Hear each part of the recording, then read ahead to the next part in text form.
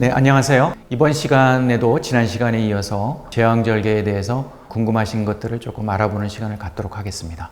산부인과 전문의 김낙연입니다.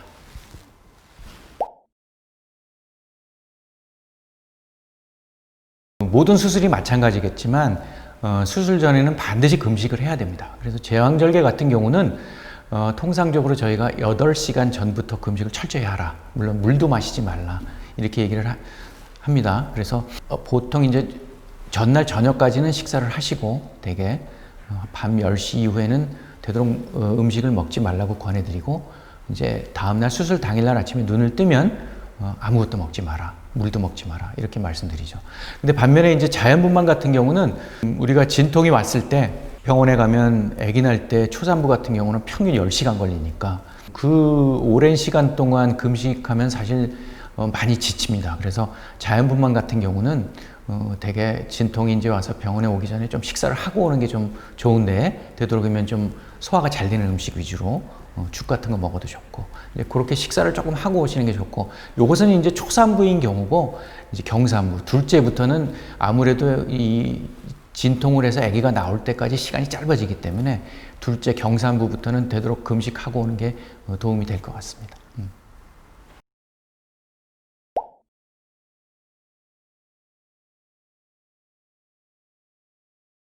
고령산모라 그래서 무조건 제왕절개를 하는 것은 아닙니다.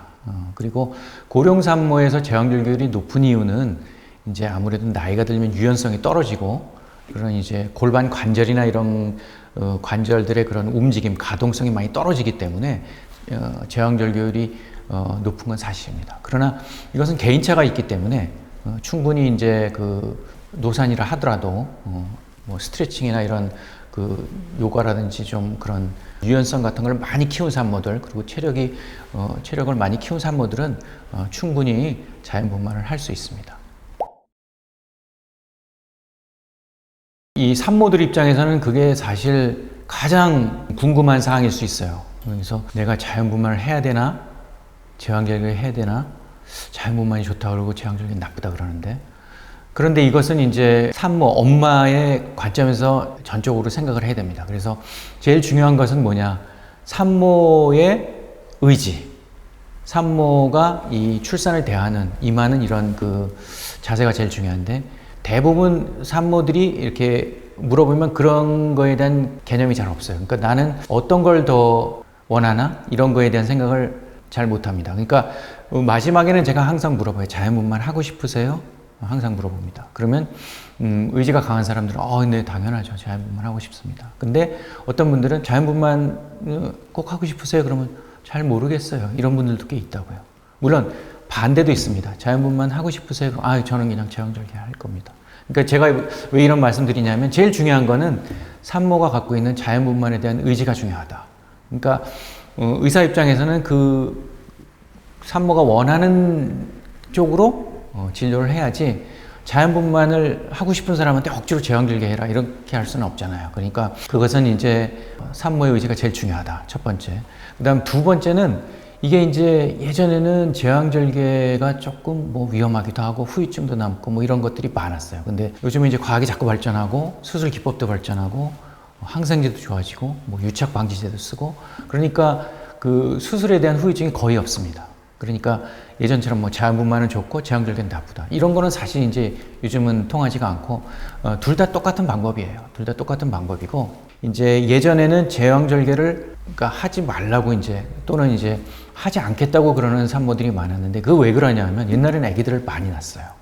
그래서 제왕절개를 하게 되면 통상적으로는 이제 셋 이상 낳기는 조금 버겁습니다. 왜냐하면 제왕절개를 할 때마다 자궁 두께가 조금씩 얇아져요. 그래서 셋 정도 나면 이제 네 번째 제왕절개 할 때쯤 되면 거의 자궁이 이제 막 종이장처럼 얇아져 있기 때문에 저희가 권할 때는 그냥 셋 정도 낳으시라. 물론 4번 제왕절개를 해서 아기 난 산모들도 있습니다. 제 경험상.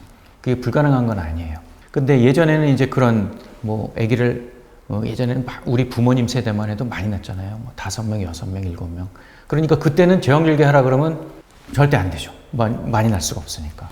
그래서 이제 그런 것들 때문에 제왕절개를 많이 기피했는데 요즘은 이제 세상이 많이 변해서 많이 낳아야 둘, 셋 낳기 때문에 요즘은 제왕절개가 그러니까 그만큼 이제 많이 쉽게 제왕절개를 하게 되는데 어떤 게 좋다 나쁘다 얘기하기 상당히 힘듭니다.